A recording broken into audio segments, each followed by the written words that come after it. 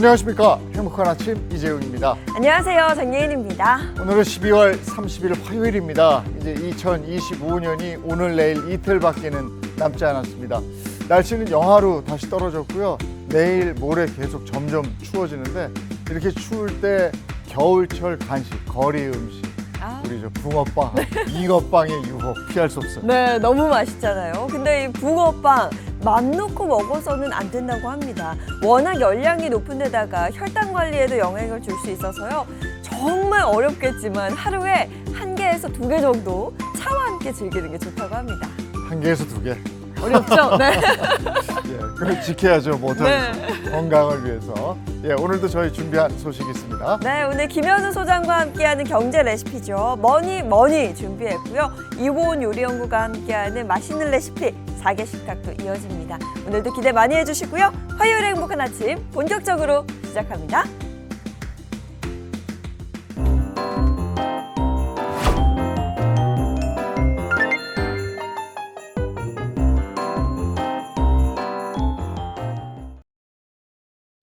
네, 12월 30일 화요일 아침에 어떤 소식이 들어와 있을까요? 모닝픽부터 시작하겠습니다. 손석구 평론가와 함께하죠. 어서 오세요. 안녕하세요. 안녕하세요. 첫 번째 모닝픽 어떤 겁니까? 네, 첫 번째 모닝픽은 5만 원 보상 논란입니다. 5만 원 보상 논란 어떤 소식인지 자세히 전해주시죠. 네, 대규모 이 고객 정보 유출 사태와 관련해 이 쿠땡이 1조 6천억 원 규모의 고객 보상안을 발표했습니다.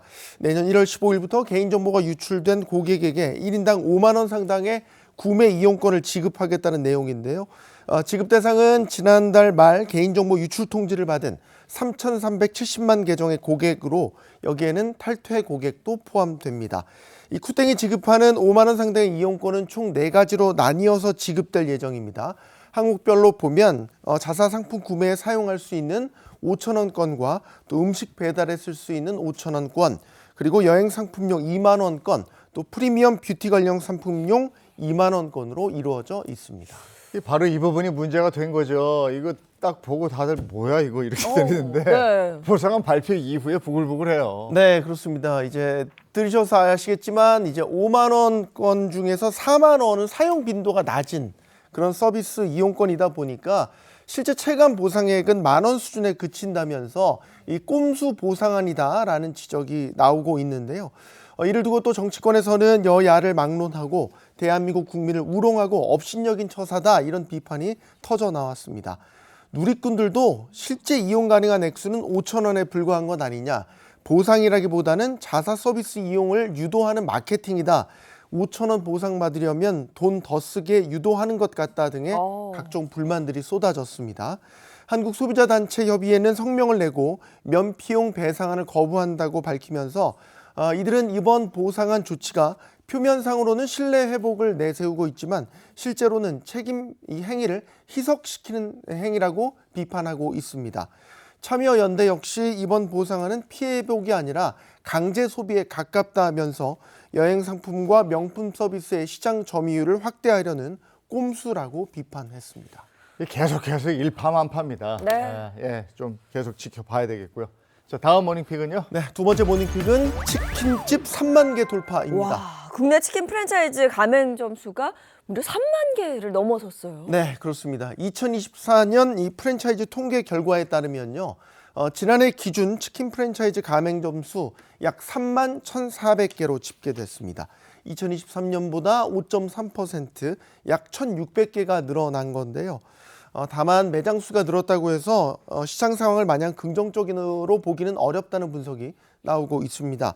겉으로 보기에는 치킨 프랜차이즈의 성장세가 이뤄지는 것처럼 보이지만 점포당 매출 증가 속도는 다른 이 외식 업종보다 낮기 때문인데요. 실제로 지난해 이 치킨 가맹점단 매출을 보면요, 약 2억 8천만 원으로 집계가 돼서 2023년 대비 1.9% 증가하는 데 그쳤습니다. 이에 반해 같은 기간 피자나 햄버거는 7.9%, 커피나 비알코올 음료는 4.7%가 늘어나서 이 치킨 업종의 매출 증가율이 상대적으로 낮다는 것을 확인할 수 있었는데요. 이 때문에 업계 안팎에서는 이 치킨 프랜차이즈 시장이 이미 포화 단계에 접어들었다, 이런 평가가 나오고 있습니다. 근데 이렇게 치킨 프랜차이즈 가맹점 수는 점점 늘어나고 있는데 전체 치킨 집들은 줄어들고 있어요? 네, 그렇습니다.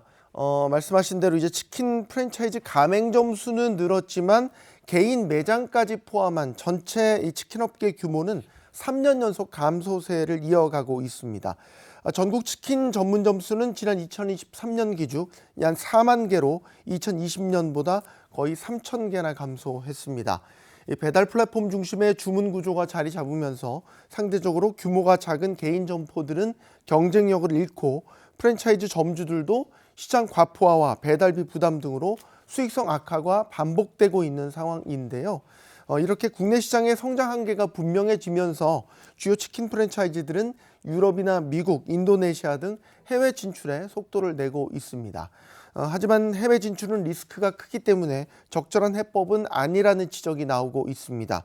업계 관계자들은 이 치킨 시장이 매장 수를 늘리는 경쟁을 넘어서 이제는 어떻게 오래 살아남을지를 고민해야 하는 단계로 접어들었다, 이렇게 평가하고 있습니다.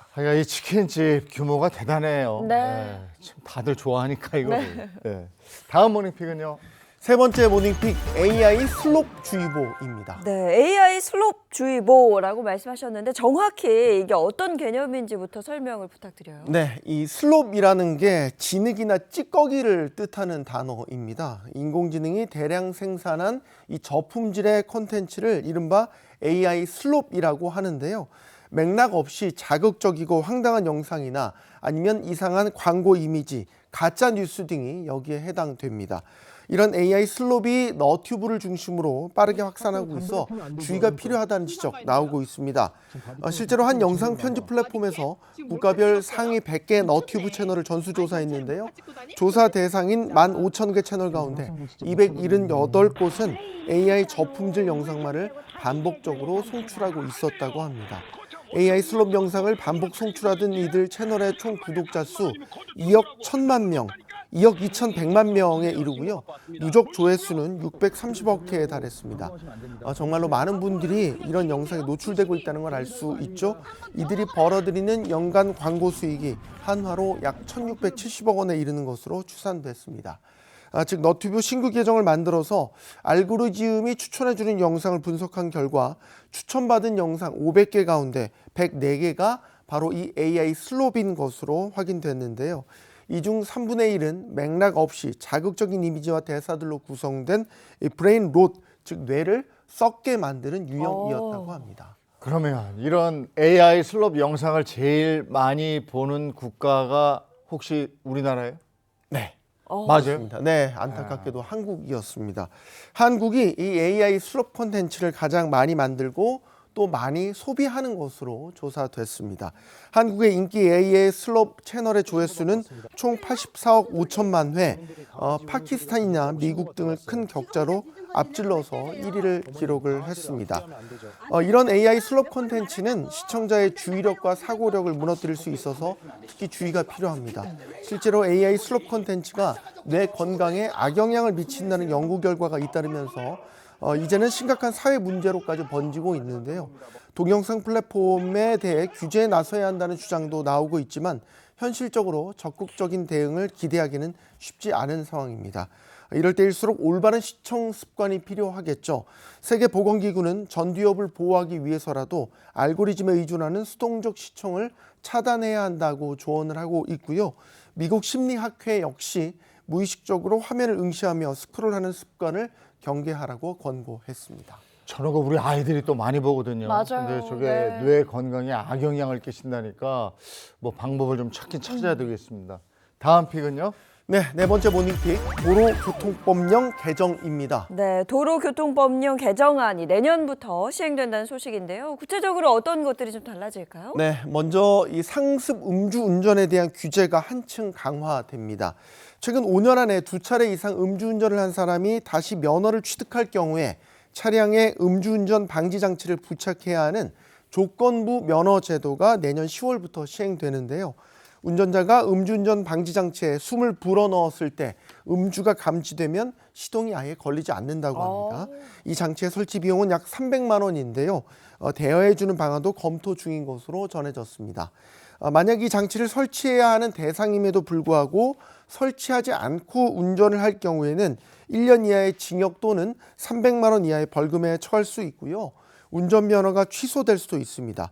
또 음주운전자가 아닌 다른 사람이 대신 호흡을 해서 이 음주 감지를 피한 상태로 운전하다가 적발이 되면 3년 이하의 징역 또는 3천만 원 이하의 벌금에 처해지게 됩니다. 네, 이 외에 또 어떤 점이 달라집니까? 네, 최근에 향정신성 의약품에 취한 상태로 운전하다가 사고를 내는 사례가 늘면서 이 약물 운전에 대한 규제도 한층 강화됩니다.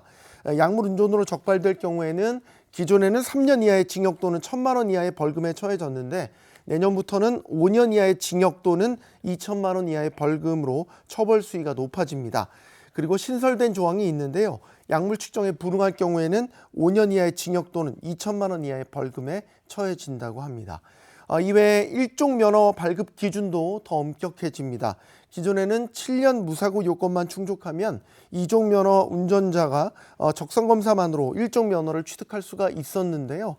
내년부터는 자동차 보험 가입 증명서 등으로 실제 운전 경력을 입증하는 경우에만 적성 검사 후에 제1종 면허 발급이 가능해집니다. 또 도로 연수 제도도 교육생 중심으로 개편됩니다. 지금까지는 도로 연수를 받으려면 운전학원에 방문하는 게 필수였는데요. 하지만 앞으로는 그럴 필요가 없어집니다.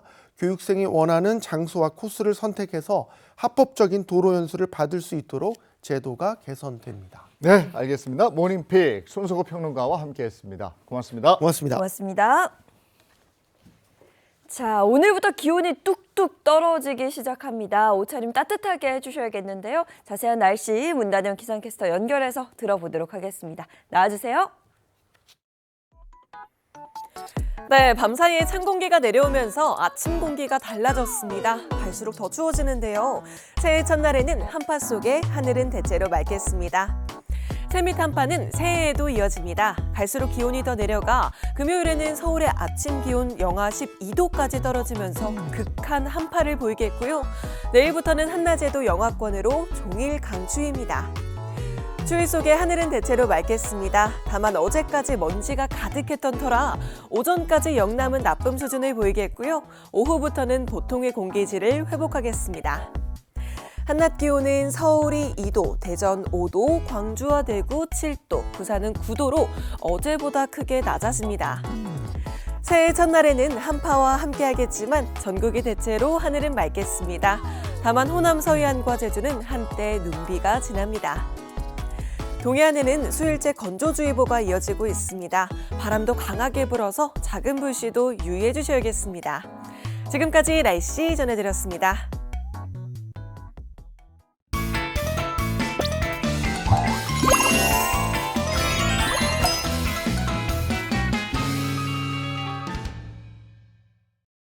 네, 돈에 대한 다양한 궁금증을 풀어보겠습니다.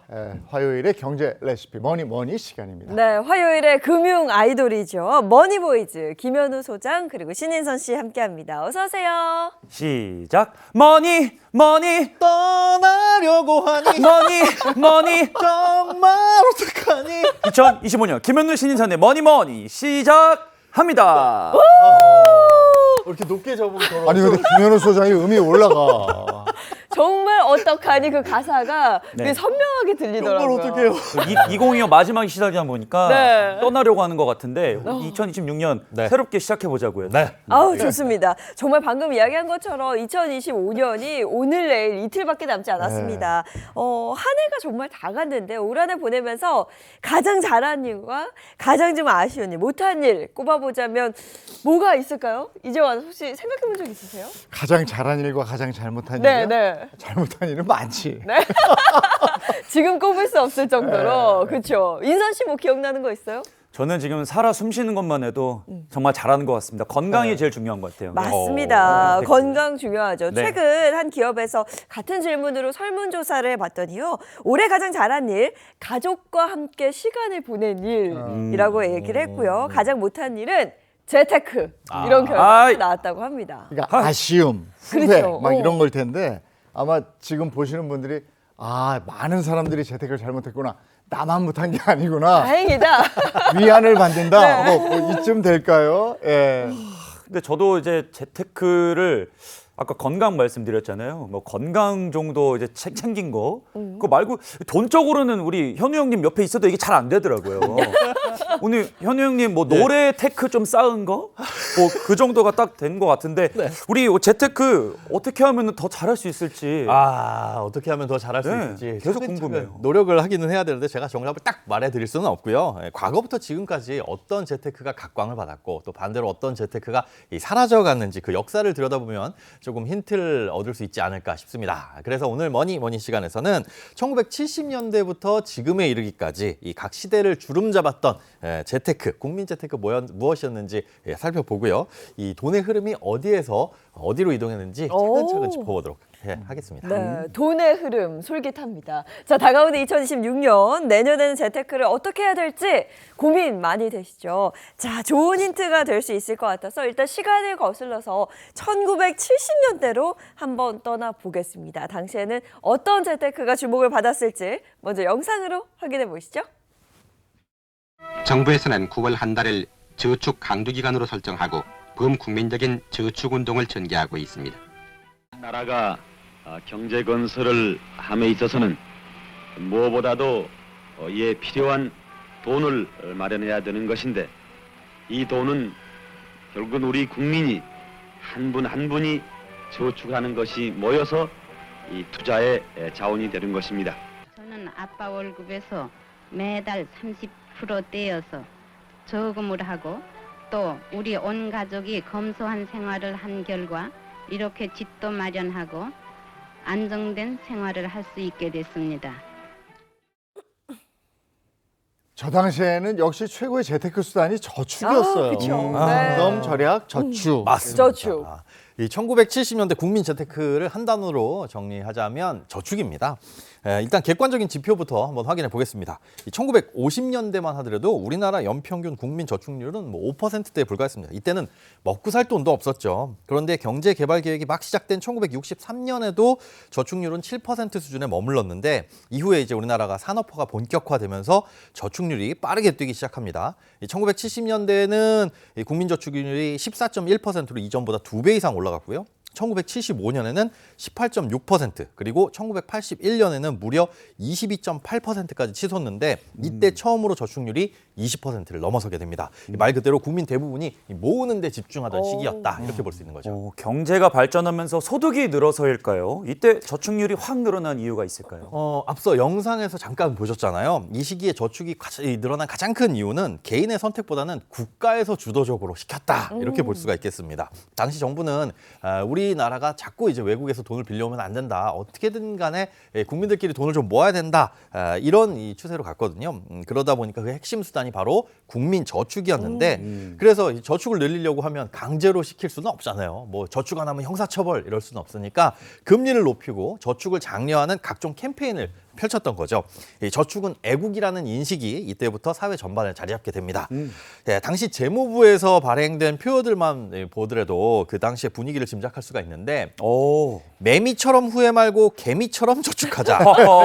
오늘의 저축 없이 내일의 번영 없다. 뭐 이런 것들. 아주 강력한 이 표어들이 저축을 장려했습니다. 당시에 투자할 수 있는 선택지도 사실 많지가 않았고 은행 예금만으로도 이자가 눈에 띄게 불어났었거든요. 그렇기 때문에 국민 입장에서도 저축은 가장 안전하고 자산을 효율적으로 불릴 수 있는 수단 중에 하나였습니다. 지금 이 표어들을 보니까요, 뭐 저축 안 하면 큰일 날 것 같아요. 그런 느낌이 좀 드는데, 근데 이자율도 사실 이 저축에 한 몫을 했거든요. 지금 생각해 보면 저도 이러면 저도 예금 넣고 저축할 것 같아요. 지금 이렇다면 그게 어느 정도였죠? 이자만큼 사실 강력한 저축 유인책도 없는데요. 우선 1970년대 이전 이 산업 육성이 한창이던 1965년 9월 정부가 1년 만기 정기금의 금리를 26% 이상 대폭 인상했습니다. 네, 당시로서는 굉장히 파격적이었죠. 그러니까 이게 이제 저축을 제도권 금융으로 끌어들이는 출발점이 되는데 그리고 이제 1971년부터 1980년까지 평균 금리를 보니까요. 16.05%였어요. 이게 1년 연금리입니다. 여기에 1976년에 서민들의 재산 형성을 돕겠다 해서 출시된 재형 저축이 있었습니다. 이 재형 저축의 당시 금리가 20%대 중반이었고요. 1979년에는 33%를 주게 됐어요. 13%. 33%. 지금하고는 뭐 비교도 안 되죠. 이런 이런 금리 다 환경이 저금하지. 그죠. 이 1970년대 저축 중심 재테크를 형성하는 데 핵심이었습니다. 야. 그러고 보니까 기억나는 게 어렸을 때는 노래를 부르면서까지 저금을 했어요. 땡글 네, 한 푼, 맞습니다. 땡글 한 푼. 예? 벙어리 저금통이 아이고 무거워. 그렇죠. 그 참 너나 할 거 없이 다 저축하고 학교에서는 저축하는 어린이한테 착한 어린이 상도 상도 주고. 네네네, 오. 맞습니다. 1970년대에는 이게 학교 저축도 사실 국가 정책의 일부였어요. 그러니까 1974년부터 이 문교부 방침에 따라서 학생 저축이 사실상 의무였습니다. 당시 전국의 학생들은 1인 2통장제를 무조건 지켜야 됐는데 하나는 개인 저축용, 하나는 학교를 통한 단체 저축용 통장, 이렇게 두 가지 통장을 갖고 있어야 됐었습니다. 그리고 저축을 열심히 한 이 학생들은 저축 유공자로 선정이 돼서 관련 기관에서 표창도 받았고요. 모범 사례는 홍보 책자에 만화로 제작돼서 배포되는 거였어요. 와. 전방위적으로 어른부터 아이들까지 다 저축 붐이었네요. 네. 와, 이렇게 엄청난 이자를 지급하던 저축. 그 다음에 1980년대는 또 어떤 재테크가 좀 유행했을까요? 네, 1980년대를 휩쓴 건 바로 증권과 부동산입니다. 사실 지금도 여전히 국거나 재테크 수단, 증권과 부동산 이 두 축인데요. 이때부터 사실 주목을 받기 시작한 거라고 볼 수 있어요. 먼저 주식시장부터 살펴보면 사실 1980년대 중반까지만 하더라도 주식시장이 그렇게 좋지는 않았습니다. 각광받지 못했어요. 왜냐하면 기업 정보가 지금처럼 투명하게 공개도 안 됐었고 시장 규모도 워낙 작았었던 거죠. 그리고 국민 입장에서는 접근하기도 쉽지가 않았었습니다. 그리고 앞서 말씀드린 대로 이때 금리가 굉장히 높았잖아요. 재형저축 금리가 1980년엔 연 41%를 줬어요. 그러니까 굳이 리스크를 걸면서 주식 투자를 하지 않아도 안전하게 돈을 벌 수 있는데 왜 주식을 하겠어? 그쵸. 이런 분위기였던 거죠. 그런데 갑자기 그 이후에 분위기가 왜 반전이 됐을까요? 1985년을 기점으로 이 투자 시장 분위기가 좀 급변하게 됐는데요. 중화학공업 중심의 산업 구조가 이제 자리를 잡았습니다. 그래서 이때 드디어 3조 호황, 저달러, 저유가, 저금리, 이른바 3조 호황이 겹치면서 이 1985년 초 이 코스피 포인트가 139포인트였거든요. 이게 1987년 8월에는 500포인트를 넘어섰고요. 89년 3월에는 사상 처음으로 1000포인트를 돌파했습니다. 4년 만에 7배가 뛴 거죠. 이 시기에 맞물려서 앞서 말씀드린 재형저축의 금리는 10%대 중반 정도 수준의 금리가 확 떨어졌습니다. 와. 그러면서 이 시기에 주식 계좌가 확 늘어났는데 85년에는 70만 개 수준에서 89년 말에는 1,800만 개까지 늘어났고요. 주식 투자가 그야말로 국민적 관심사가 됐습니다. 당시에 뭐 335 모이기만 해도 지금 분위기 같아요. 주식 얘기, 만나면 주식 얘기부터 꺼냈고 주식은 사기만 하면 최소 2배 이상 오른다. 뭐 이런 말이 공공연한 사실처럼 통할 정도였습니다. 그때는 그냥 증권사 객장에 가서 그 객장의 전광판 바라보면서 이게 오르고 내리고 하는 거 보고 거기서 이게 써가지고 얼른 내서 사고 그쵸. 막 이럴 때였는데 네. 농촌도 마찬가지고 막 도시는 물론이고 다들 가서 주식 사고 막 이랬던 기억이 있어요. 예. 또 그때 양대축이었죠. 부동산 어땠습니까? 부동산도 이 시기에 급격하게 과열이 됐습니다. 당시 경제 상황부터 보자면요. 1986년부터 88년까지 경제 성장률이 매년 10%를 웃돌았습니다. 88년 경상주식 흑자는 142억 달러로 사상 최고치를 기록했고요. 이 경기가 진짜 호황을 넘어 과열 국면으로 치닫기 시작하는데 시중에 돈이 넘치다 보니까 안 오르는 게 없습니다. 그 돈이 자연스럽게 이제 또 부동산으로 흘러들어가게 되고요. 이때 전국 집값 상승률이 1988년에는 13.2%, 89년에는 14.6%, 1990년엔 연 21%에 달했습니다. 특히 이 부동산 투자 열풍은 이제 서울 집값을 그야말로 폭등시켰는데 한 은행의 조사에 따르면 88년 1월부터 90년 12월까지 3년이 좀 안 되는 시간이죠. 서울 아파트 매매 가격이 90% 이상 오른 걸로 나타났습니다. 전국 집값이 그야말로 들썩였는데요. 네. 저는 좀 궁금한 게 강남 집값. 강남 집값이 얼마나 올랐을까? 이거 얼마들 투자를 하셨을까? 이거 고민이 되거든요. 네, 1970년대 강남 개발이 시작됐잖아요. 80년대에 들어서는 본격적인 이 집값 폭등으로 이어졌는데 70년대 초반만 하더라도 강남 일대 땅값이 평당 4,000원에서 6,000원 수준이었습니다. 근데 요때 이제 분양가가 이랬거든요. 근데 불과 1년 뒤인 1971년에는 평당 14,000원에서 16,000원으로 요때 와. 2배, 3배 정도 올랐고요. 올랐네 또. 이후 1970년대 후반으로 가면서 상승 속도가 더 가파라집니다. 1977년에는 H아파트가 평당 44만 원에서 55만 원. 와. 79년에는 은땡 아파트가 아직까지 있죠. 평당 68만 원까지.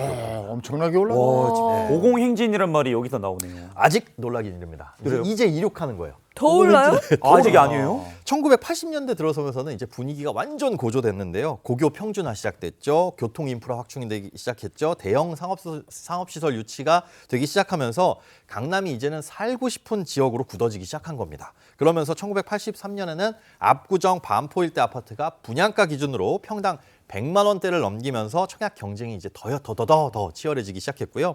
여기에 1988년 서울 올림픽을 전후한 개발 특수까지 더해지면서 80년대 후반에는 강남 아파트가 평당 325만 원, 그리고 89년에는 500만 원 선을 돌파하기 시작합니다. 이 시기를 거치면서 강남은 단순한 투자처가 아니라 프리미엄 자산이라는 인식이 자리 잡기 시작했습니다. 그랬던 게 이제 지금은 뭐 평당 억 소리가 나는 건데 80년대는 투자 분위기가 정말 뜨거웠군요. 근데 이런 사회 분위기 속에서 탄생한 신조어가 있었다면서요? 네, 신조어가 있습니다. 저희가 지금 시대별로 국민 재테크의 변천사를 살펴보고 있잖아요. 근데 이 재테크란 말이 없었습니다. 이 재테크가 1980년 중후반에 유행하기 시작했는데 당시 신조어였죠. 재무 플러스 테크놀로지, 요거를 합친 말. 이게 일본에서 건너온 용어로 알려져 있는데 이렇게 재테크란 말이 유행할 정도로 증권과 부동산 투자가 화랑이었습니다. 이 시기 재테크의 붐을 타고 어린 중산층들이 대거 양산되기 시작했는데 젊은 직장인들이 그 회사 주식을 배정을 받고 또 조합주택으로 집까지 마련을 하면서 주식과 집값이 동시에 오르면서 이 젊은 중산층들이 마구마구 탄생하기 시작한 겁니다. 짧은 시간 안에 이제 억대 부자가 되는 경우도 이때는 적지 않았다고 하네요. 지금 이 얘기를 들으면서 야 글쎄 강남에 저 집 좀 사고 땅 좀 살 걸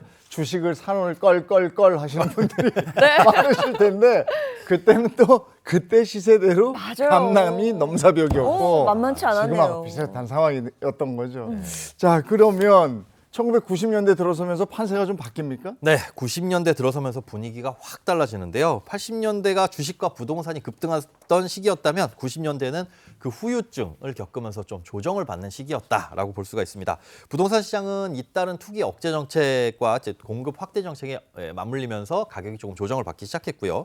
주식 시장 역시 1989년에 고점을 찍으면서 이후에 큰 변동성을 몇 차례 겪었거든요. 그 다음부터는 사두면 오른다라는 믿음이 점점 사그라지게 됐습니다. 네, 특히 90년대에는 IMF라는 정말 큰 위기가 또 오잖아요. 그렇습니다. 1997년 IMF 외환위기를 겪으면서 재테크 환경이 완전히 뒤바뀌게 됐는데요. 기업과 금융권이 동시에 흔들렸죠. 이때 진짜 나라 망하는 거 아니냐라는 불안감이 확산이 됐고요. 그러면서 다시 이 저축이 안정이 무엇보다 최우선적인 가치가 됐던 시기입니다. 금리가 이때 급격하게 오르면서 다시 저축의 시대가 열린 거예요. 1998년 연평균 예금 금리가 13.3%였고요. 입출금이 자유로운 이 MMF의 수익률 같은 경우에도 연 17에서 한 20%까지 뛰어 올랐습니다.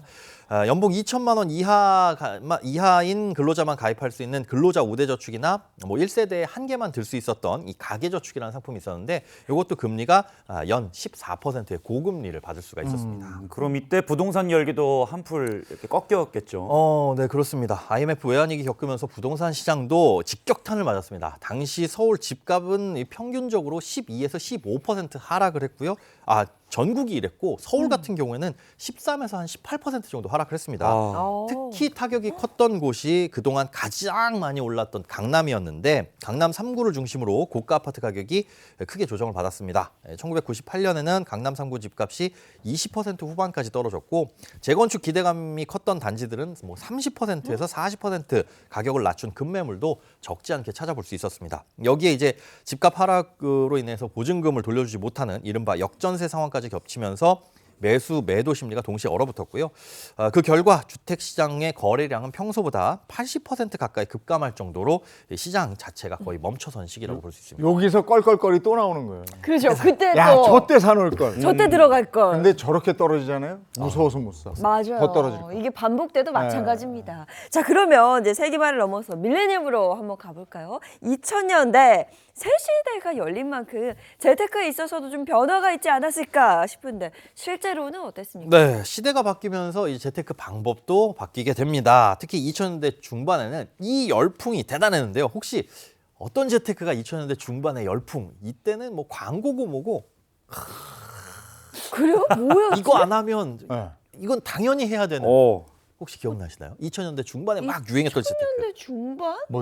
뭐 금융권 뭐예요? 금융권이었습니다. 뭐지? 뭐지? 누구나 다 아는. 또 중시로 갔나? 그렇습니다. 펀드. 펀드. 네, 펀드. 이 중에서도 다달이 적금처럼 투자를 하는 적립식 펀드가 굉장히 유행을 했어요. 뭐 재테크 필수품 안 하는 사람이 없을 정도였는데 월급쟁이 직장인들이 매달 월급에서 다달이 적금처럼 조금씩 떼어서 투자를 할 수 있는 소액으로 투자를 할 수 있는 방법이다 해서 각광을 받았죠. 그 결과 2005년 한 14조 원 수준이었던 적립식 펀드의 판매 규모가 2008년까지 3년 동안 지속적으로 증가해서 76조 6천억 원을 찍게 됐습니다. 와. 이제 저축의 시대가 끝나고 진정한 투자의 시대가 열렸다 이렇게 볼 수가 있는 거죠. 와, 펀드 그 중에서도 적립식 펀드가 이렇게 떠오른 이유는 뭡니까? 이게 투자가 조금 더 쉬워지면서 그리고 금리가 떨어졌기 때문이에요. IMF 외환위기 직후인 1998년만 하더라도 예금 금리가 한 13% 정도 달했는데 이 금리가 점점 낮아지면서 2005년에는 3.6% 수준까지 떨어졌습니다. 이제 더 이상은 저축으로 돈을 몰 수 없다, 돈을 벌 수 없다 이렇게 사람들이 인식하기 시작하면서 이 투자가 뭐가 있을까? 그런데 위험하지 않은 것들, 좀 분산할 수 있는 것들, 요때 떠오른 게 바로 펀드였던 거죠. 매달 일정 금액을 나눠서 투자할 수 있으니까 주가의 변동 위험도 좀 줄일 수 있고, 그리고 소액으로 투자할 수 있으니까 그 부담도 그렇게 크지가 않았고요. 여기에 판매 환경도 한 몫을 더했는데요. 주식 거래 수수료에 의존하던 증권사라든가 또 은행 예금 적금 받아가지고 대출의 마진으로, 이 예대 마진으로 먹고 사는 은행 입장에서는 뭔가 다른 대안이 필요했던 거죠. 여기에 딱 맞물려가지고 이 펀드가 적극적으로 판매하면 수수료도 많아진다. 이런 분위기가 형성이 됐던 겁니다. 네, 저금리에다가 금융권의 적극적인 판매 이런 걸로 이 적립식 펀드가 유행하다시피 했는데 그때는 누구 이름 난 펀드 같은 것도 기억이 나고 그래요. 아, 맞습니다. 맞습니다. 그런데 이런 적립식 펀드의 인기가 그렇게 오래 가지는 못했습니다. 혹시 이유가 짐작이 되시나요? 아 저요? 네. 갑자기요? 뭐 머니보이즈 멤버라면 뭐 이 정도는 해줘야겠죠. 네. 2000년대 중반 인기 갔다가 그러면 제가 딱 기억나는 게 네. 요거네요. 2008년에 글로벌 금융 위기. 그런가 예. 역시 머니보이즈. 네, 머니보이즈의 리더. 예. 2008년 미국발 글로벌 금융위기가 닥치면서 주식시장이 진짜 폭락을 하게 됐죠. 이 펀드 역시 대규모 손실을 피할 수가 없었습니다. 이후에 적립식 펀드 시장이 급격하게 위축됐고요. 많은 투자자들이 야, 투자는 적립식으로 해도 이렇게 위험할 수도 있구나. 이거를 체감하는 계기가 됐습니다. 여기서 껄껄껄 또 나가. 야, 요때 떨어졌을 때. 근데 이때도 무서워서. 그죠. 맞아요. 지금 뭐 주식이나 네. 다 마찬가지입니다. 근데 사실 이런 걸 보면 투자라는 것 자체가 얼마나 어려운지 알 수 네. 있겠어요. 개인 투자자가 뭐 이런 위기를 어떻게 직감할 수 있겠어요? 그러면 그렇습니다. 2010년대 재테크는 또 어떤 방향으로 흘러갔어요? 자, 글로벌 금융위기 이후에 초저금리 정책이 장기간 유지됐죠. 그 은행에 돈을 맡겨서는 자산을 불리기가 어려운 환경이 유지가 됐습니다. 그로 인해서 투자자들의 시선도 조금씩 바뀌게 되는데 이 시기에 주목을 받은 게 부동산 투자였습니다. 특히 이전의 부동산 투자와는 달리 실거주 목적을 넘어서서 수익을 기대할 수 있는 빌딩이나 상가 같은 투자용 부동산에 관심이 커지기 시작했습니다. 동시에 투자 무대도 국내를 넘어서 이제 해외로 향하게 되는데요. 성장성이 높은 신흥국을 중심으로 뭐 중국, 인도 같은 나라 부동산에 직접 투자하거나 아니면 관련 금융상품에 자금이 몰리기 시작했습니다. 2010년대에는 이제 안전이 최우선하던 시기에서 벗어나서 위험을 좀 감수를 하더라도 수익을 어느 정도 올릴 수 있는 재테크가 주를 이루는 시기였다. 이렇게 평가할 수 있겠네요. 야, 저 때 이제 막 그런 거 샀잖아요. 꼬마 빌딩 뭐. 맞아. 지금 공실 나가지고 다. 다 임대 붙어 있고. 그리고 2020년대 이제 들어서면서 또 다른 변수가 생깁니다. 바로 코로나19 상황. 그렇죠. 맞습니다. 코로나 전후로 투자 시장은 진짜 완벽하게 달라졌는데요. 그중 가장 큰 특징이 바로 이 세대가 투자 시장에 대거 진입했다. 라고 볼 수 있습니다. 바로 MZ세대죠. MZ는 이제 저금리 기조가 길어지고 집값은 빠르게 오르고 이런 상황을 직접 체감하면서 저축만으로는 미래를 대비할 수 없다. 이런 현실을 일찍 받아들인 세대인데요. 그래서 2020년대에 들어서는 투자는 거의 미래를 지키기 위한 생존 수단으로 인식이 되기 시작했습니다. 또 행하의 대표 MZ 아니겠습니까? 아우 부럽네요. 예, MZ. 근데 고용도 불안정하고 노후 생활도 불안정할 것 같고라는 그 MZ 세대들에게 투자는 선택 사항이 아니라 지금 뭐 생존 전략 기본 생존 전략이 된 것 같아요. 그러니까요. 근데 저도 MZ인데 저 왜 이렇게 멍하게 있었을까라는 생각이 들면서 그럼 2020년대 초반 MZ 세대들은 어떤 재테크를 선택했나요? 네, 지난 2021년 말에 전국 경제인 연합회에서 설문조사를 했었습니다. 그 결과를 보니까요, MZ가 향후 자산 증식을 위해 가장 필요한 재테크 수단으로 꼽은 것 1위는 부동산입니다. 역시 2위는 주식, 그리고 3위는 코인이라고 하죠. 가상자산이었습니다. 시대가 변하고 그에 따라서 MZ라는 새로운 세대도 생겨났지만 여전히 재테크하면 부동산을 1위로 꼽았던 게 사실 좀 이상적입니다. 네, 이런 걸 보면 MZ 세대들의 실행력이 정말 남다른 것 같은데 실제로 부동산 시장에서 이 MZ 세대가 큰 영향력을 행사했거든요. 어떤 얘기인지 영상으로 보겠습니다. 여러분, 영끌이라는 말 아십니까? 영혼까지 끌어모은다라는 신조어입니다. 계약금 10% 내는데 신용대출 받은 거면 이게 조금 말이 안 되긴 하거든요. 뭐 소위 말하는 진짜 영영끌입니다. 예.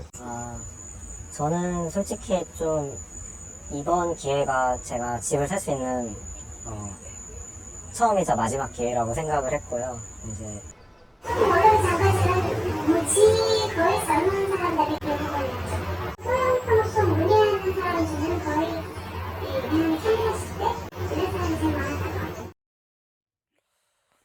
저 때는 저 영끌이란 말이 언론에서도 그렇고 우리 일상에서도 그렇고 어떤 화두의 역할, 화두가 됐죠. 네. 맞습니다. 영끌이라는 말 나오면서 또 함께 나온 말이 B2였거든요. 그렇죠. 빚을 내서라도 투자한다. 이런 말도 있었는데 영끌과 B2의 상황, 수치상으로 좀 드러났을까요? 네, 한국은행 자료를 보니까요. 2020년 말 가계 신용 잔액이 1,726조 원으로 사상 처음 1,700조 원을 넘어섰고요. 1년 사이 늘어난 빚만 약 126조 원에 달합니다.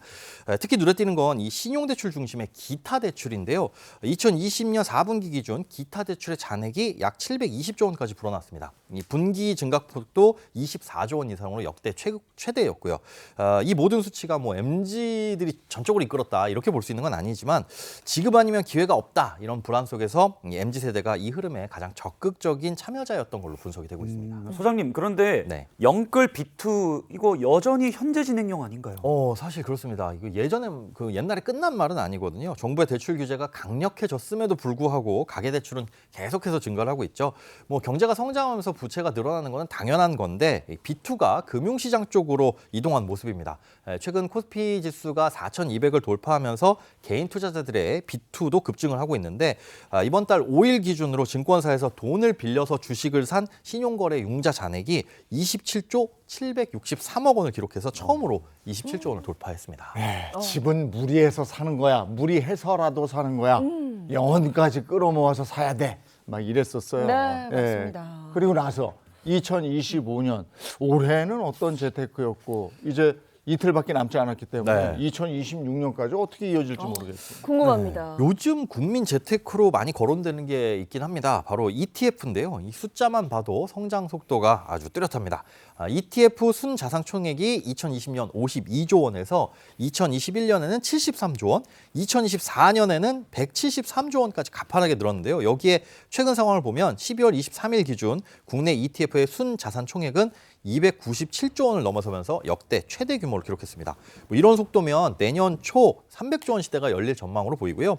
시장 규모가 사실 커진 게 아닙니다. 이 ETF의 종류도 굉장히 많이 늘어났는데요. 작년 말에는 935개 정도가 상장돼 있었는데 현재는 1,046개로 진짜 고르기도 어렵습니다. 1년 사이에 111개나 증가를 했습니다. 네, 저희도 뭐 이 시간을 통해서 ETF 관련 이야기들 정말 많이 나눴는데요. ETF 이렇게까지 인기인 이유 이게 대체 뭘까요, 소장님? 여러 가지 이유인데 뭐 3가지 정도로 요약을 해볼 수가 있을 것 같아요. 첫 번째는 분산 투자가 쉽다라는 장점입니다. ETF 하나로 뭐 주식, 채권, 해외 시장, 뭐 원자재, 이 다양한 특정 산업 이런데 한꺼번에 한 번에 투자를 할 수가 있거든요. 그리고 소액으로도 투자를 할 수가 있죠. 두 번째는 접근성입니다. 개별 주식처럼 그냥 주식시장에 들어가서 마음에 드는 ETF 골라가지고 매수 버튼만 누르면 되기 때문에 실시간으로 뭐 사고 팔고 소액으로 투자도 가능하죠. 그래서 초보 투자자들도 아무런 부담 없이 시작을 할 수 있다는 장점. 장점이 있고요. 세 번째는 비용인데 ETF를 투자를 했을 때 이 ETF도 엄연히 펀드의 일종이니까 수수료나 보수가 발생을 하지만 이 운용 보수가 다른 상품들에 비해서 아주 낮기 때문에 장기 투자에 또 유리합니다. 연금저축이나 퇴직연금 계좌에서도 활용을 할 수 있다. 그러면 이제 세금도 아낄 수 있다는 장점도 여기에 결부가 되는 거고요. 여기에 더해서 주식 투자가 어렵지 않고 대중화된 게 ETF에 대한 관심으로 이어진 영향도 있을까요? 네, 그렇습니다. 관련해서 좀 재미난 설문조사가 있는데 올해 7월 기준 조사에 참여한 31%, 그러니까 100명 중에 31명, 3명 중에 1명 정도가 가장 유리한 재테크 방법으로 뭘 꼽았냐? 바로 주식을 꼽았다는 겁니다. 한국갤럽에서 관련 조사가 시작된 2000년 이후에 주식이 부동산을 앞선 건 이번이 처음이었습니다. 그러니까 늘 부동산이 1번 재테크 수단이고 무조건 해야 되는 거야. 할 수만 있다면 해야 되는 투자가 부동산이야라고 했는데 이게 이제 앞지르기를 당한 거죠. 불과 2년 전만 해도 주식 선호도가 14%였는데 이번 조사에서는 31%로 17%포인트나 급등을 했죠. 반면에 부동산은 같은 기간 39%에서 23%로 크게 하락을 했습니다. 이거 궁금하네요. 1번 재테크 수단으로 주식이 부동산을 앞지른 이유는 무엇이고 앞으로도 이게 계속될지 궁금합니다. 네, 뭐 요즘 그런 말 있죠. 넘사벽. 저거는 이제 나는 도달할 수 없는 잡을 곳 수 같아. 없다. 네. 아무래도 주식이 부동산에 비해서 부동산에 큰 자금이 필요하잖아요. 아파트값 오르는 거 누가 몰라 하지만 살려고 보니까 뭐 몇십억이 필요한데 주식은 맞아요. 몇만 원 소액으로라도 투자할 수 있다는 장점을 가지고 있다 보니까 아무래도 접근성이 좋고요. 또 주식시장도 상승세를 계속해서 이어나가다 보니까 관심이 점점 부동산에서 주식으로 이동하는 건 뭐 당연스러운 결과라고 볼 수도 있겠습니다. 1970년대에 예적금부터 시작해서 요즘에 ETF까지 재테크 수단과 방법을 쭉 한번 돌아봤습니다. 저도 보면서 많은 기회를 놓쳤구나. 껄껄껄껄. 근데 어떤 기준을 가지고 재테크를 하면 될까? 이것도 한번 짚어주시죠. 네, 1970년대에서 80년대 사이 고금리 시절에는 뭐 재테크 이런 거, 투자 이런 거 필요 없었죠. 그냥 저축만 하면 됐었는데 지금은 경제 상황이나 금융 환경이 복잡해지면서 투자 공부가 선택이 아니라 필수가 됐습니다. 이럴 때 중요한 건 단기 수익률에 급급해하지 마시고 본인의 투자 성향과 재무 목적에 맞춰서 장기적인 안목을 가지고 이 투자에 임하셔라라고 말씀을 드리고 싶습니다. 장기적인 안목이면 그게 한 10년은 하는 거죠. 최소한 그 각오로 가되 그죠? 중간에 어떤 변수가 있었다라고 네. 한다면 좀 과감하게 익절이나 손절을 하는 것도 예. 좋은 투자. 어떤 분은 1년 하고 장기라고 그래서 아이고. 그거는 장기가 아니라는 거. 네. 네, 김현우 소장님 고맙습니다. 네, 고맙습니다.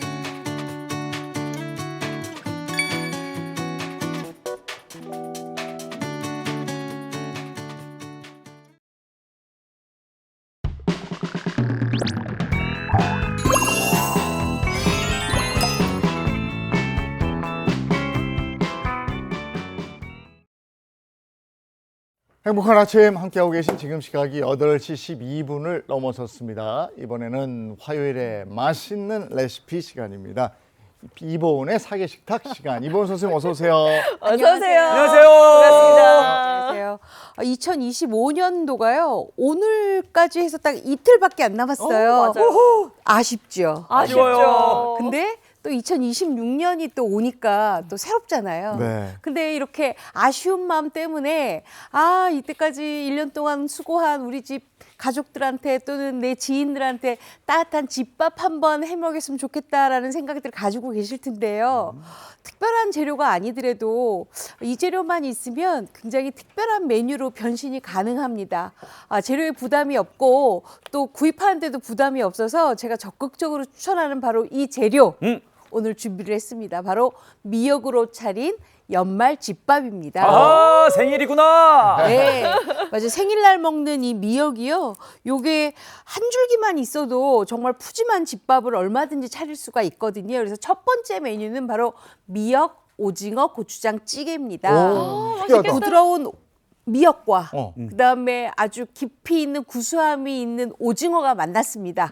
고추장으로 만났는데요. 굉장히 칼칼하면서도 텁텁하지 않고 아주 매끄러운 시원한 맛 때문에 따뜻한 집밥에 곁들이는 찌개로는 아주 금상첨화입니다. 또 하나는 이 찌개와 같이 먹으면 아주 좋을 메뉴가 또 하나 있습니다. 바로 미역 불린 김에 콩나물과 같이 한번 무쳤습니다. 이 미역과 콩나물이 무치면은요, 과연 어떤 맛이 날까 생각들을 하실 텐데 네. 새콤달콤할 것 같죠? 네. 아니에요. 참기름, 들기름을 넣어서 굉장히 고소하게 만들었고요. 굉장히 담백하게 씹히는 맛이 아주 경쾌하게 좋아서 2026년을 맞는 이날 따뜻한 집밥으로 아주 금상첨화의 메뉴입니다. 오늘 이 두 가지 한번 제가 열심히 알려드리도록 하겠습니다. 네, 역시 연말에 가장 따뜻한 마무리는 따뜻한 집밥이죠. 네, 그렇죠. 네, 우리 엄마가 해주신 음식처럼 맛있게 한번 지켜보도록 하겠습니다. 네, 맛있게 드실 거죠? 2026년 뭔가 새로 태어난 느낌으로 네. 생일상을 받는 그런 느낌. 맞아요. 네. 일단 이렇게 미역 준비가 돼 있으면요, 보통 미역은요, 내가 미역을 조금만 준비했는데도 자칫 잘못하면 그릇이 넘치도록 미역이 굉장히 많이 난리 나죠. 불려집니다. 네. 난리가 나죠. 그래서 보통은 미역을 제가 오늘도 여기에다 준비를 해놨는데 마른 미역 한 20g에서 한 30g 정도 준비를 하시잖아요. 그러면 120g에서 180g이 만들어집니다. 근데 우리가 보통 이제 미역을 불릴 때 시간이 좀 없어요. 그렇다고 여기에다가 미지근한 물을 붓는다든가 아니면 뜨거운 물을 붓게 되면 미역이 어떻게 되겠죠? 약간 비린 맛이 올라옵니다. 끝까지. 약간 비릿한 바닷내음이 계속 밥 먹을 때 올라오거든요. 그래서 미역은 불릴 때 항상 찬물로 불리셔야 되고요. 찬물로 불리고 난 다음에는 이렇게 먹기 좋은 크기로 조금 쫑쫑쫑 이렇게 썰어주세요. 썰어만 주세요. 네. 자, 그다음에 오늘 제가 오징어를 준비를 했는데 오징어는 뭐 여러분들 오징어 좋아하시죠? 네, 그럼요. 오징어는 안쪽에 있는 내장과 그 하얀색 뼈 있잖아요. 그것만 없애고 난 다음에 안쪽에다가 이렇게 칼집을 조금 내주세요. 이렇게 칼집을 촘촘촘하게 칼집만 좀 내주세요. 저렇게 해야 간도 잘 배죠. 그렇죠. 간도 잘 배고 일단은 모양새가 이쁘잖아요. 그래서 이렇게 칼집을 좀 내주세요. 칼을 좀 뉘어서 이렇게 슥슥 비껴내기만 하면 돼요. 그러고 난 다음에 제가 이렇게 좀 자르고 그다음에 가운데도 살짝 한번 칼집 좀 내주고 이렇게. 진짜 슥슥 지나가시네요. 네. 그냥. 그러고 난 다음에는 그냥 뉘어서 쓱쓱 썰어주시기만 하면 돼요. 이렇게 한 1.5cm 정도 또는 2cm 정도로 이렇게 썰어주기만 하면 돼요. 저 오징어는 어떻게 먹어도 맛있어요. 맞아요. 근데 살짝 데쳐 먹어도 맛있고 튀겨 먹어도 맛있고 맞아요. 국에 넣어도 맛있고 다 맛있죠. 맞습니다. 아주 맛있죠. 저 어렸을 때 제가- 오징어 닮았다는 소리 많이 들었는데. 아, 그래요? 네. 왜요? 저는 개인적으로 좋아했거든요. 그러셨구나. 왜 맛있는 걸 닮았는데 사람들이 싫어하지? 맛있는 거 닮으면 좋은 거 아닌가? 자, 이렇게 몸통 하고요. 그다음에 다리도 이렇게 그냥 흙반 있는 데를 깨끗하게 씻은 다음에 그래서 이렇게 뚝뚝 잘라서 다리 좋아하세요? 몸통 좋아하세요? 둘 다 좋아하는데 네. 다리는 그 식감이 좋잖아요. 그렇죠. 몸통은 또 부드럽고. 맞아요. 그 차이가 있어. 뭐 둘 다 좋아해요. 맞아요. 이렇게 해서 준비를 하시면 될 것 같아요. 이게 말렸을 때하고 데쳤을 때하고 좀 달라. 다르죠. 그렇죠, 다르죠. 자, 그랬으면 여기서 이제 제가 오늘 중요한 팁이 하나 들어갑니다. 자, 이본의 꿀팁. 빠밤. 바로 오징어하고 네. 제가 아까 불려놨던 미역하고 같이 주인공. 섞으세요. 섞어요? 네, 섞어요. 밑간하시나? 네, 좀 밑간을 할 거예요. 역시. 자, 섞고 난 다음에 여기다가 뭘 밑간을 하냐면 오늘 제가 주제가 뭐였어? 고추장이었잖아요. 예. 그래서 고추장을 넣습니다. 미리. 이걸 여기에 넣어요. 국에 넣는 게 왜냐하면 아니라? 이게 국에다가 넣잖아요. 네. 그럼 일단은 풀기도 조금 힘들지만 고추장 간이 안 배 있어서 미역하고 요 오징어가 약간 싱거울 때가 있어요. 그리고 여기에 비린 맛은 뭘로 잡느냐? 같이 맛술로 잡습니다. 맛술. 그리고 여기에다가 다진 마늘을 먼저 넣으세요. 아마 지금 TV 보시는 분들이 이본 씨가 이렇게 손이 둔탁하지 하실 거예요. 네. 제가 요거를 하고 난 다음에 장갑을 하나 뺄 거예요. 장갑을 2개 껴서. 시간상. 네. 생방송에서 장갑 끼기가 제일 어려워. 맞아. 아시죠? 네. 이렇게 조물조물 묻혀주세요. 지금 보시는 분들은 오징어 무침인 줄 알겠어요. 그죠? 네. 네, 맞아요. 아, 저렇게 하는구나. 저는 물을 졸인 걸로만 생각했고. 만약에 나 저거 너무 먹고 싶어 이러신 분 계실 거예요. 제가 그래요. 그렇죠? 네. 그러면 좀 아까 제가 오징어 썰었잖아요. 끓는 물에다가 살짝 데치는데 그냥 데치 마시고 쌀뜨물에다 그냥 넣었다만 빼세요. 그리고 찬물에 헹굴까요? 안 헹굴까요? 안 헹궈요. 네, 맞아요. 그냥 식히세요. 네. 찬물에 헹구면 그 오징어의 단맛이 조금 빠져요. 그래서 그냥 바로 이렇게 해서 묻혀주시면 아주 맛있는 오징어 미역 무침이 됩니다. 맛있겠다. 근데 요거를 네. 저희는 찌개를 끓일 거예요. 네. 이렇게 준비를 해주세요. 저거 얼마나 둬야 돼요, 선생님? 요거요? 네. 요거는 불과 한 10분? 10분. 네. 10분, 한 20분 요렇게만 준비하시면 돼요. 왜냐하면 요거 먼저 하고 난 다음에 그 다음에 여기서 이제 채소를 제가 손질을 할 거예요. 시간을 딱 이렇게 여유 있게 딱 써야지 좋잖아요. 네. 그렇죠. 자, 그 다음에 여기에 들어갈 게 요새 배추가요. 너무 너무 맛있어요. 맛있는데. 그래서 배추도 이렇게 좀 준비를 하시는데 저는 4분의 1통 다 썼습니다. 다 쓰는데 여기 미리 제가 좀 이렇게 썰어 놨거든요. 네. 다 썼는데 어떻게 써느냐? 요거 먼저 이렇게 좀 놓고요. 네. 그다음에 약간 눌러요. 음. 이게 좀 너무 뻣뻣하잖아요. 맞아요. 그럴 경우에는 칼증으로 이렇게 약간 눌러서 부드럽게 만든 다음에 요거를 눕혀서 이렇게 썰어주세요. 간이 잘 배이도록 네. 이렇게 썰어주세요. 배추만 들어가면 어쩜 그렇게 국물이 달아지는지 몰라요. 그렇죠? 그래서 배추 이렇게 준비하시고요. 그 다음에는 배추하고 짝꿍이 되는 무를 넣어도 좋은데 오늘 냉장고 보니까 호박이 좀 있어요. 있어요. 호박 있을 경우에는 호박도 이렇게 좀 썰어주시는데 보통은 이제 우리가 호박 썬다 그러면 그냥 반달 썰기 했잖아요. 네. 그렇게 썰어도 괜찮지만 이렇게 찌개에 넣는 거는 이렇게 3등분 썰어서 이렇게 썰어주는 게 길게. 훨씬 더 맛있어요. 네. 그래서 이렇게 썰어주세요. 와, 단맛이 진짜 많이 날 것 같아요. 엄청 호박에, 많이 나죠. 배추에. 네. 많이 납니다. 야. 먹을수록 달아요. 자, 이것도 이렇게 썰어서 준비를 해주세요. 약간 도톰도톰 썰면 훨씬 더 씹히는 맛이 조금 있습니다. 그렇죠. 그래서 너무 이렇게 늘어지지 않게 썰어주시고요. 그 다음에 양파도 좀 썰어주세요. 여기 양파도 이렇게 해서 굵게 썰어주시고요. 요즘 저는 저 배추가 너무 달길래 라면에 넣어 먹었거든요. 괜찮겠네. 근데 진짜 국물 맛의 깊이가 달라지고 그렇게 끓이고 나서 다진 마늘 한 스푼 살짝 넣어서 먹거든요. 진짜 맛있더라고요. 그 라면을 약간 드시면서 네.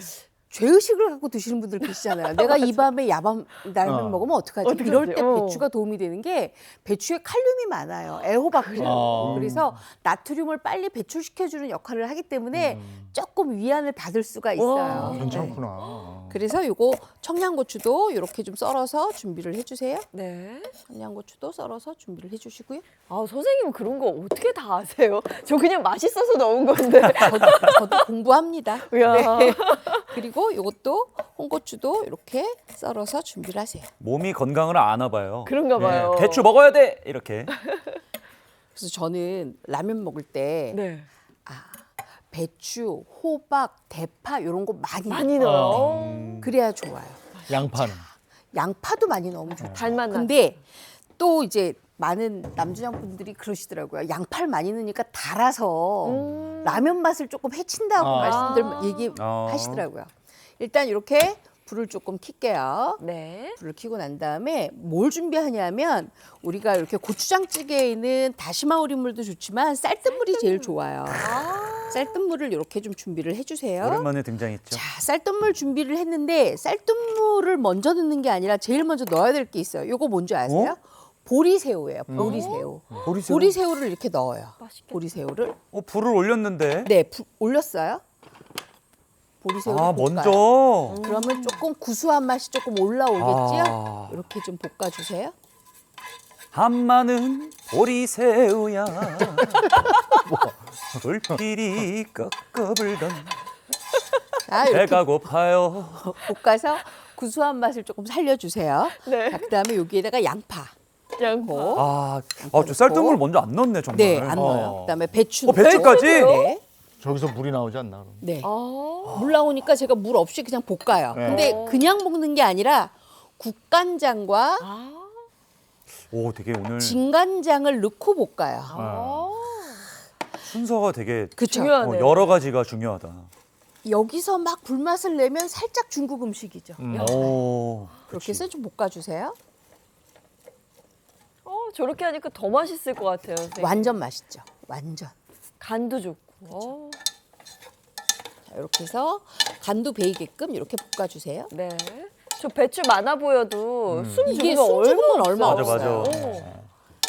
그래서 4분의 1통 다 하셔도 괜찮아요. 맞아.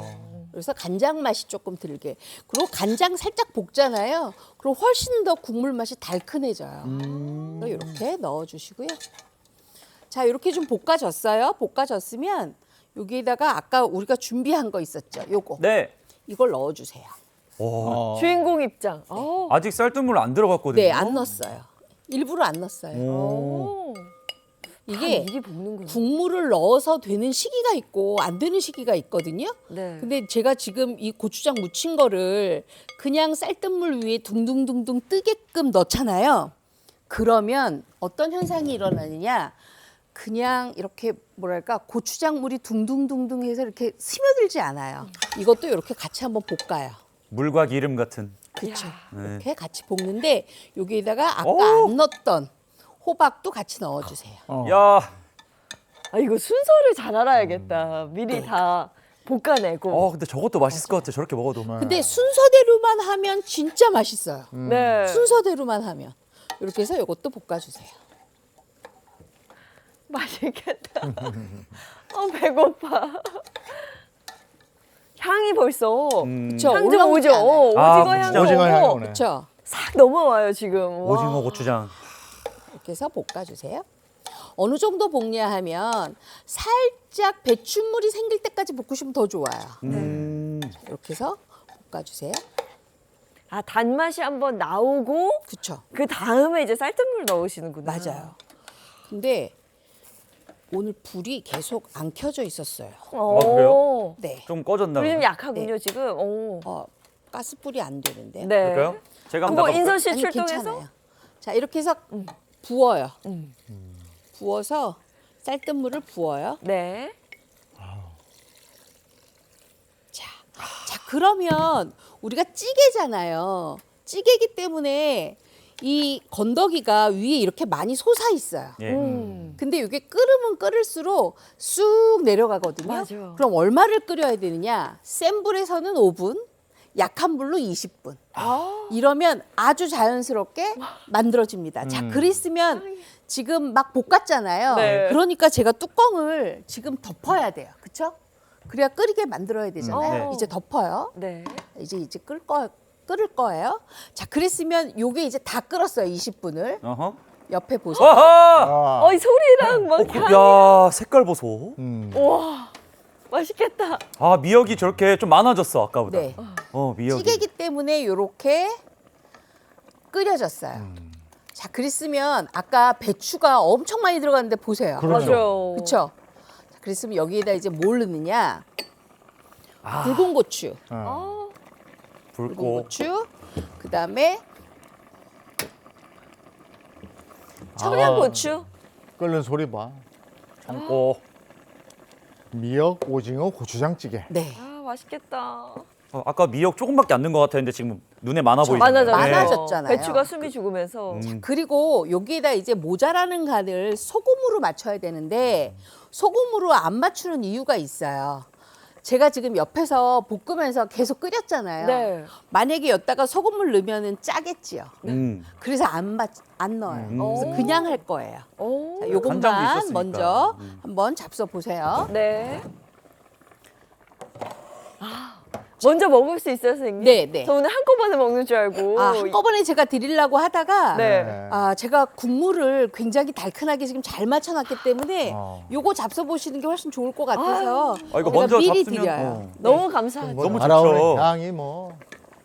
이미 뭐, 이 향이 안 먹어도 끝났어요. 향으로 제압당해가지고. 와, 이거 가까이 올수록. 네. 와. 이게 진짜 재료에서 우러난 단맛과 깊은 맛이 나는 찌개잖아요. 근데 고추장찌개는 그동안에는 그냥 그 돼지고기 고추장찌개만 맞아. 생각했는데 감자 넣고. 이렇게 미역하고 오징어하고 들어간다는 게 새롭네요. 아, 이제 우리 이재용 아나운서님 말씀 없어지실 예정입니다. 예. 향 한번 맡아볼게요. 향이 기가 막혀요. 오! 아, 감사합니다. 잡숴 보세요. 와, 고추장. 오! 이 이거 이 맛이네. 진짜 이 계절에는 진짜 이렇게 뜨끈한 찌개만한 게 없죠, 사실. 진짜 집밥이에요. 밥 한 숟가락 떠서. 잘 먹겠습니다. 오징어 향은 참 이게 제압을 해요. 그렇죠. 네? 네. 와. 오, 미역 향이 난다. 이게 근데 깊으면서 시원한 맛이 있어요. 이게 와. 미역 때문이죠. 시원하죠? 아우 좋다. 이렇게 그냥 자동으로 되네. 앞으로 생일상 이걸로 줘도 될 것 같은데? 너무 맛있다. 진짜? 오징어에 미역, 와. 근데 미역이 선생님 아무래도 찌개에 들어갔으니까 저는 그래도 비린 향이 좀 날 줄 알았는데 하나도 안 나죠. 하나도 안 나요, 비린 향이. 네, 하나도 안 납니다. 근데 이 조합이 잘 어울리네요. 제가 아까 하나도 안 나도록 밑간을 충실하게 했잖아요. 그거를 잘 생각해 보시면 그래서 아까 이보은이가 밑간을 저렇게 했구나라고 생각이 드실 거예요. 그리고 그 고추장찌개를 할 때 나는 약간 조금 더 칼칼하게 먹고 싶어 하실 분들 계세요. 네. 그럴 경우에는 고춧가루를 아까 배추 넣을 때 같이 넣고 볶으시면 더 좋아요. 그럼 훨씬 더 칼칼하거든요. 이렇게 잡수시면 훨씬 더 맛있게 드실 수가 있습니다. 와, 너무 달큰하지 않아요? 네, 오징어의 칼집 진짜 잘 낸 것 같아요. 와, 선생님 뭐 설탕이나 물엿 넣으신 줄 알았어요. 아무것도 안 넣었어요. 아무것도 안 넣었는데 보셨잖아요. 야, 그렇죠? 너무 맛있는데요? 소금 안 넣어도 됐네요. 네. 소금 간도 안 넣으셔도 좋고. 딱 맞아요. 음. 나 오늘 한 살 더 먹었어요. 이것 때문에. 너무 맛있어. 오징어도 부드럽고. 선생님 어떡하죠? 네. 진행이 불가능할 것 같아요. 너무 먹느라고. 맛있죠? 자, 그래서 제가 다음 거를 빨리 할게요. 다음 거를. 아까 가스불이 안 되는 바람에 네. 약간 당황을 했어요. 아이고, 자, 영하로 떨어진 날씨에 딱이야. 그렇죠. 너무 맛있죠? 네. 자, 그랬으면 이번에는요. 미역이 아까 좀 남았어요. 네. 미역을 많이 불려놓으니까 미역이 좀 남았단 말이에요. 이렇게 미역이 남았을 경우에는 그냥 저렇게 고추장찌개 하나만 할 게 아니라 요 미역 가지고 아주 맛있는 반찬 한 가지를 더 하시면 더 좋아요. 그게 뭐냐 바로 이렇게 아까부터 검은 봉지가 이렇게 쓰여져 있어서 뭐예요? 여러분들이 뭐예요? 도대체 저 검은 봉다리가 뭐지? 이분 혹시 실수하면서 저거 안 뺀 거 아니야 하실 텐데 보세요. 콩나물입니다.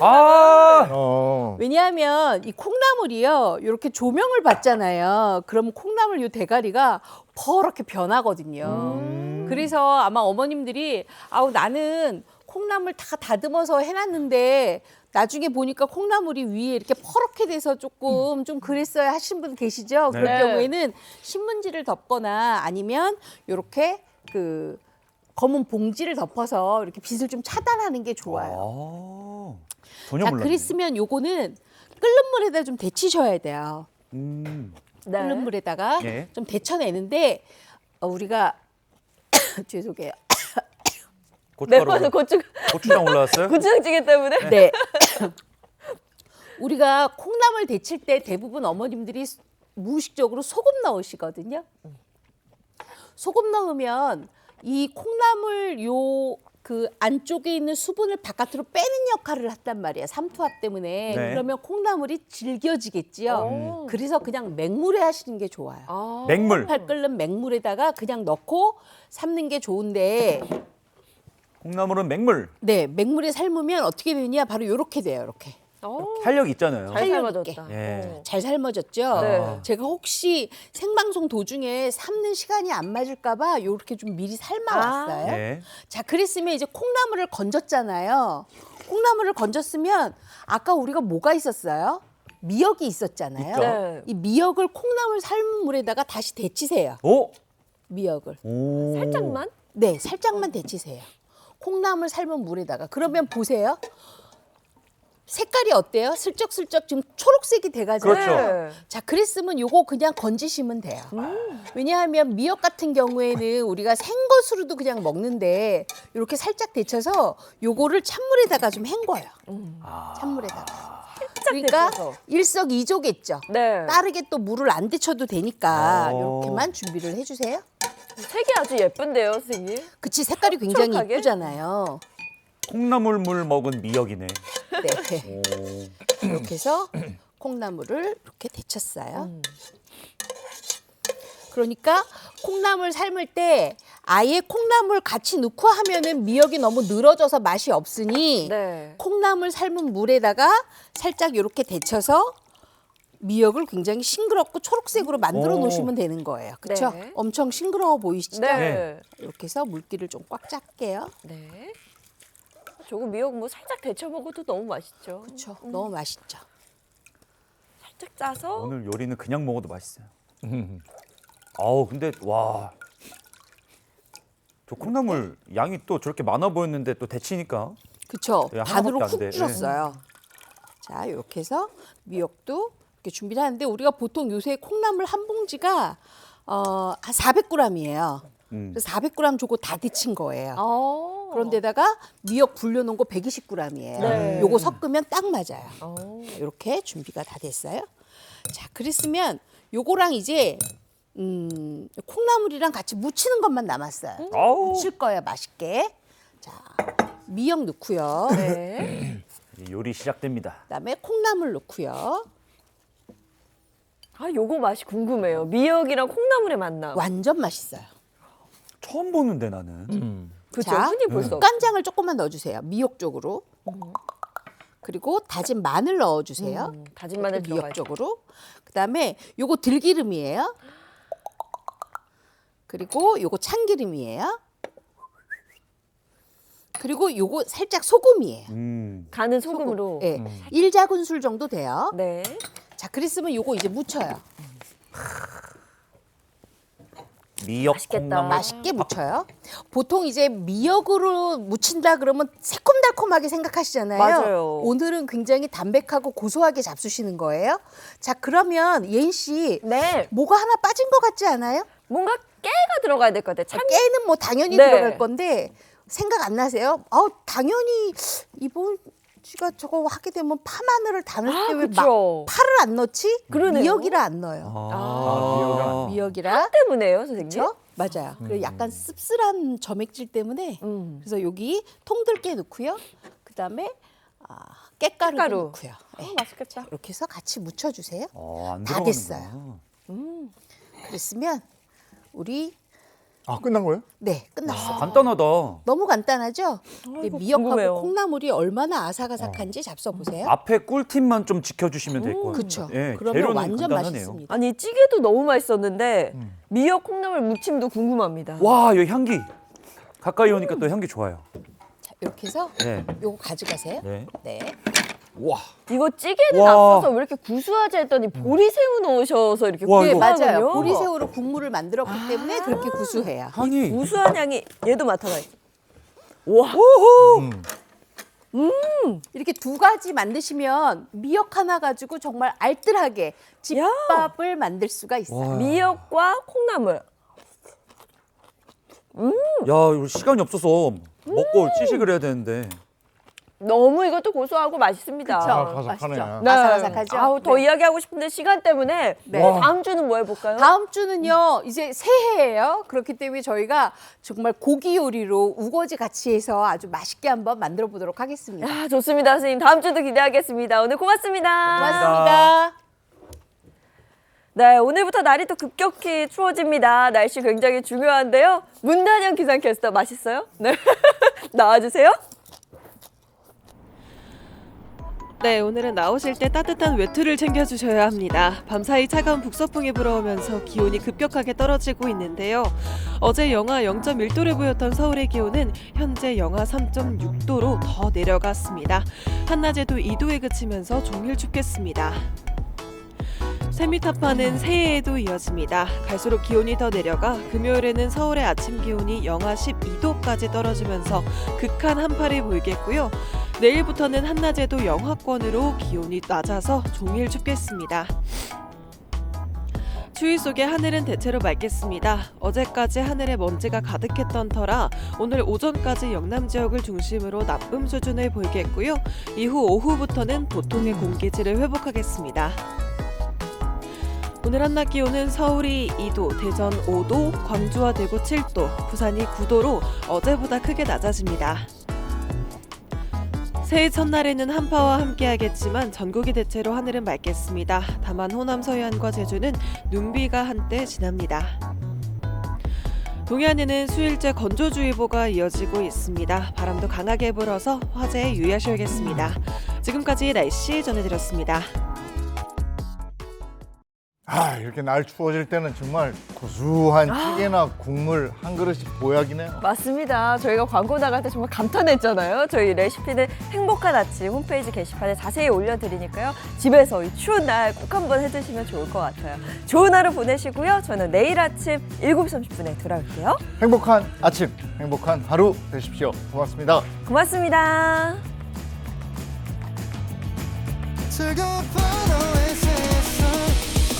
Next Channel A